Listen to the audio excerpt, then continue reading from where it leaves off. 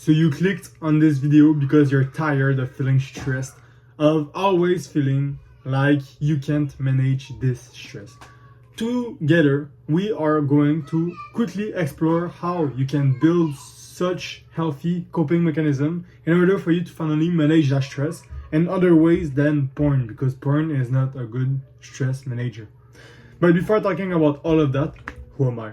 My name is Wesley, and my mission is to help prevent 1,000 men from killing themselves because of porn addiction, preventing them from actually getting to suicidal thoughts because of this porn addiction. These are my type of videos, and if that interests you, make sure you subscribe. We are in a war against the porn companies, and currently I'm trying to recruit as many people as possible.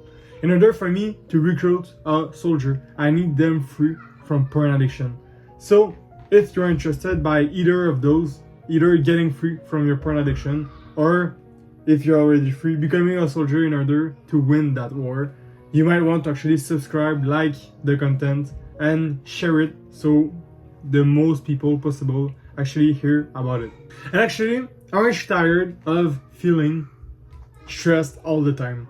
You go 3 days without porn, and what happened? You're shaking. You feel like you need your dose of porn every day, your dose of fapping to feel happy. And your happiness entirely depends on the porn you consume and the fapping that you do. If you don't come for a certain time or certain duration of days, you will feel less happy, you will feel depressive, and you won't feel like life is worth living. And you know what? That's kind of sad. That's not really normal also. You weren't 10 fapping yourself, right? You weren't 12 fapping yourself. But what happened? At 14, if you don't fap, now life is not worth living. At 18, at 19, at 20, the age that you are right now, it's not normal for you to feel that way, and I don't want you to feel that way. Actually, life is so much more enjoyable once you quit this porn addiction. But I don't want you to trust me on that. I want you to actually live it so you can fully experience the two sides and finally make your choice. In order for you to finally quit this porn addiction, alone, it will take a big time. It may take you 2, 3, 4 years, but with the help of someone dedicated, such as me, I want you free. And my goal is to actually get you free. So because we have the same goal, you can see that you will clearly achieve it in the fastest time possible. Because that's my goal, right? So if you're interested by that, first link down in the description. And on that, I'll continue directly with the video about the stressors. So before dealing with your stress, you need to first identify the stressors. You need to identify where that stress is coming from. Is it coming from your work? Is it coming from your school? Is it coming from your relationships? What makes you stressed? Because in order for you to actually fight against stress, you have to first identify where it is coming from. And let me give you an example on that. Let's say that the exams you have to do at school, right? Everyone went to school, and you know this particular feeling. You have an exam coming up, and now you have to study. But the stress every day when you go to sleep, the stress, Friday I have this one exam, and it's counting for like 20% of the year, things like that, right? This brings you stress. So this could be the stress that you get right now. And now, what will happen? Because of it, you will usually go and fap maybe. You would go and use porn as a way to deal with your stress. So using bad habits to deal with your stress is usually what people does, and it's not good. You should be using good habits to deal with your stress. But I'm not here to kind of make you the moral and everything. I'm more just here to explain things, right? So what could you do in this situation? You now identify that, hey, school, particularly exam, are my stressors. Now you will need to follow the other steps. I will follow them throughout the video. But now I did the first step. The first step is identifying your stress. So now I identified that my exams at school are where majority of my stress is coming from. I only listed like 3 parts where you could feel stress, but it can also come from your financial decisions, your financial in general, so your money, because people that have low money have way more stress, right? And it can also come from internal things, such as the wanting to be like the performance anxiety and the wanting to be perfect, the perfectionism. These two are, as others, but I don't want to list all of them, right? Ways you can feel more stressed and that your stress can come from. It can also come from, like, if you have a mental disorder, things like that, right? So now that you identified your stressor, now you have to actually apply one of the healthy coping mechanisms. So let's take back our example that I did in the first point. You have your school exams coming up, and usually the way you fight this stress that is building up every day before your exam, you usually go and fap, because when you fap, you figured out that after coming, you have this big down, this big crash, and you're feeling relaxed. So that helps you somehow manage your stress for the 1 hour to 2 hours after that time. And what happened after the 2 hours? You're still stressed.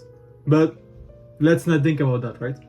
Because porn is the solution, as you think. The healthy coping mechanism what they are is things like exercising, doing sports, and others like deep breathing exercises, meditation, journaling, and it also includes like your hobbies, something that you really like doing. And for my part, I know that to combat stress, to fight stress, the big secret is to do sports, as I mentioned in the beginning. Doing sports is so great for yourself, spending energy, and actually when, for example, you're scoring a goal, you're feeling so proud of yourself, things like that, right? This just evacuate all the stress that you have inside of you. And you only realize this when you were doing sports before and now you stop doing sports. You realize the big difference in your stress managing, because when you were doing sports, the stress wasn't there, right? Yes, you can have some stress because there's games coming up and maybe you don't want to lose these games because they're important ones, but it's not the same type of stress. It's like good stress, right? It's not bad stress and oh my god, if we lose, it's the end of my life.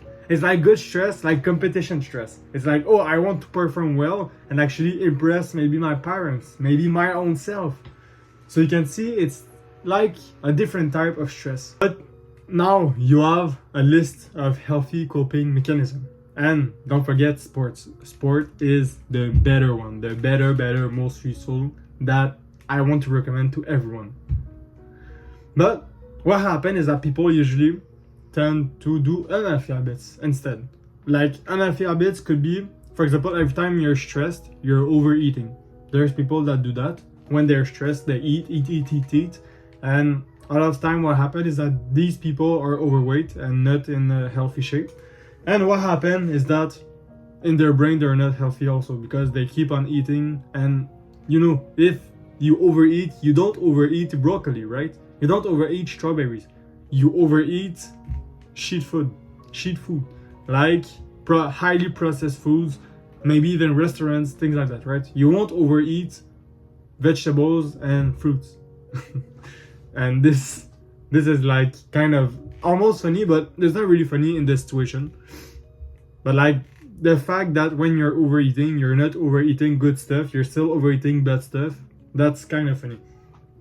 Anyway, you could be oversleeping. So instead of sleeping just 8 hours, you'd be sleeping like 11, 12, 13 hours. And I have someone in my surroundings that his way to manage stress is to sleep 15 hours every day. That's like 15 hours. That's like big, right? And like in his word, he say that it's not because of stress, but when we talk, I identified directly that it's coming directly from stress, and I also identified where is his stress coming from. But he don't want to actually listen to what I say because he thinks that he have the way. So I just let him be, right? I don't force anyone. But like, I could actually help him, and I already tried, but he doesn't want. Even though, like, I know, right? So I just said, oh, it's okay, and I let him do his way. But 15. That's like 7 hours more than usual. 7 hours that you could have done something else instead. But he needs 15 hours of sleep to be great in his life. So I said, oh, if you need this to be great in your life right now and you don't want, like, you're not trying to improve, then there's no way in me trying to help you, right? I'm only helping people that are actively trying to improve so that we both go in the same way. If I'm the only one pushing you and you don't even want, for example, in the porn addiction recovery, if I'm the only one that wants you to get free from this porn addiction and you don't even really want yourself free, like you're just there to be there, then there's no way in me actually pushing you to your limits, right? Because you're already at your limits. You don't even want to quit in the first place. So there will be no way for me to actually try to help you in your porn addiction if you don't even want to quit it, if you want to stay in it. So if you want to stay and I want you to quit, we are not even on the same goal. So like there will be no point. And it's the same for that oversleeping example that I just gave. You also have social media. Social media is really for like teens and like 18, 20. Basically, people my age, all they do every day is social media, and it's a lot of times the source managing your stress. It's that or porn. And these are the two last that I wanted to mention. It was social media scrolling and porn uses. What happened is that the people usually what they do is they use unhealthy habits to manage their stress instead of the healthy coping mechanism that I just listed above, right? The exercises, the deep breathing,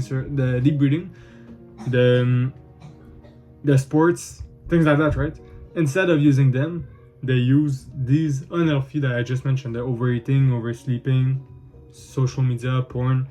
And what happened is that because it's unhealthy, it's only a temporary solution to your permanent problem. That's something I usually say a lot. It's a temporary solution because if we take the example of porn, you only have the crash for 1 to 2 hours after you came. So 1 to 2 hours, yes, you're feeling super relaxed, super calm, but you would much rather prefer having this state 100% of the time, right? Because maybe you're meditating. So meditation makes you able to actually be calm for longer times every day. And when there's a stressful situation, you're still keeping your calm. But instead of practicing meditation every day, because it's an unhealthy habit, so it's less enjoyable than unhealthy ones, well, it seems less enjoyable, you prefer to watch porn, which will make you have this down crash 1 to 2 hours. And what happened after the 2 hours? You're back because you recover, and now your stress is coming back. And now everything, the reason that you were doing this isn't solved, right? For example, you were doing it to resolve your stress, but your stress is still there. You're just temporarily blocking it into your sight because you're kind of feeling really a big crush. But now that you're back on your life, you recovered after maybe 2 hours, which is crazy, by the way. 2 hours is really like big. Even 1 hour is big. It should be like 15 minutes and you're straight back going to work or able to do things. But because you're so fatigued from your porn addiction, you've been doing this for years and years, your body is so fatigued from it that he can even recover in faster time. So he needs like 2 hours to recover, and that's like really big. But anyway, these 2 hours that it takes you to recover, you're feeling this crash, so you don't feel stress. So you feel like your stress is resolved. But what happened after these 2 hours? When you finally recovered, now your stress is coming back. How is your stress coming back? Wasn't it supposed to be solved because you just stopped? So finally, is porn really a solution to your problem? Because your stress keeps coming back, right? And when a solution is applied to a problem and the problem isn't solved, then it's not a solution, right? Like in math, if it says 2 plus 2 and you answer 5 and 5 isn't the solution, then your problem is still there. It's still 2 plus 2 and you still need to find the good solution, right? That is 4. So what is your 4 right now? If it's not porn, you have to figure out something else. Maybe, just maybe, right? Just maybe that this 4 that you're searching for is between the healthy coping mechanism that I just listed, right? That would be crazy, right? Me actually telling you something useful.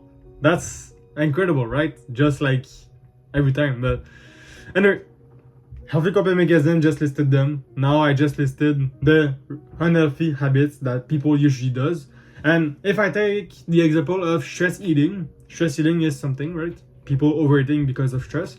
What they could do instead of stress eating, they could drink more water and go for a walk, for example. The walk will change their mind, and the water would prevent them from actually eating, because water can kind of fill your stomach. And so you just need to eat your 3 dish. And what happened during the day, right? And what happened if you drink a lot of water, you won't need extra snacks in between and extra things and that, right? Support systems, as always, I talk about them. You need people in your surroundings to actually push you, because what happens is that when you're alone, it's harder, but when you're well occupied with someone great, right? Not anyone, because first of all, it's important for you. It's a big problem in your life, and you're kind of ashamed of it, right? So you don't want just anyone to learn about this about you, right? So you can talk about it with people of trust, right? Your best friend that you know he won't go around and start spreading the words to everyone. You want to keep that between you and I, right? Things like that, right? And you can also find yourself a coach, someone that will greatly help you. Just like a coach in sports, right? A coach in every area of your life. Coach can be like, you can see it as maybe a professor in school, things like that, right? Someone that will help you. And yes, you have to pay, but you have to pay to save yourself time. So you're exchanging money for time, because this coach will save you maybe months over years of trying to recover from this porn addiction. So instead of taking you 2 years to recover, which might sound crazy, but like that's really true, right? It took me 2 years, and that's why I'm actually taking exactly 2 years. But like it could be 4, it could be 5, and I know people that are still under recovery today, and it's been more than 3 years. And that's like not crazy. Oh my god, it wouldn't take me like 2 years, right? You can try. If you are on your recovery right now, it might be already like 8 months that you're on your recovery, and you're still like addicted. You keep on relapsing every like 2 weeks, and you're not free right now. But people that are just starting right now, maybe it's only like 1 month right now that you're doing it, and you relapse like 5 times. You may think to yourself, hey, in like 3 months I'm done and I'll basically be free. But I'm telling you in advance, there's like years upon years ahead of you before you actually get free. Like you might, maybe, just maybe in 3 months, but this would take you like a lot of determination and a lot of concentration. And if you had these 2 elements, you would probably schedule a coaching with me, because you'd realize that this is way faster. And in a 5 years time from now, you won't regret on this decision that you made, this investment that you made on yourself. You won't ever regret it, because you know that all of what you achieved throughout this 5 years would have been not possible with your porn addiction. But people don't realize this, and it's kind of sad. But I can't make the realization for them. So I just have to keep making my things. And at a point, you watching this video right now will realize that quitting your porn addiction is the best thing you can do right now in your life to further, like in your life, prioritize success and growth. So that's what I wanted to receive as a gift, as a advice from someone, but I didn't have this person, so I have to wait until I was on self-improvement before actually taking control of this part of my life. So you received this advice. Now it's your choice. You make what you want with it. Me, I gave what I had to give on that. And I'll just finish by asking you to maintain consistency. What's important into your healthy coping mechanism, if you try to implement one, just like try, right? It's to not do them just once in your week and I finished about it. No, it's doing it every day, constantly. Not every day, right? Not 7 days a week, but maybe 5 times a week. If you try to do exercises, for example. If you try to go do sports, maybe 4 times a week, it's enough, right? But I'm talking not doing something just 2 times a day, 2 times a week. If you're choosing easier things that don't take like big parts of your time, such as meditation, right? Meditation, you can do it just 3 minutes every day and it's perfect. This, do it every day. Do it 7 days a week because it's just 3 minutes. 3 minutes, you have 3 minutes every day. But hours, for example, if you're going to the gym or you're going to do sports, you don't have hours every day, right? You have hours maybe just 4 days a week. So do 4 days a week, but no more or less than 3 days a week. If you do under 3 days a week, it's not enough for you to actually feel everything that you need and every benefits that there is into these sports. Anyway, on that, I'll ask you to take care of yourself. Mwah.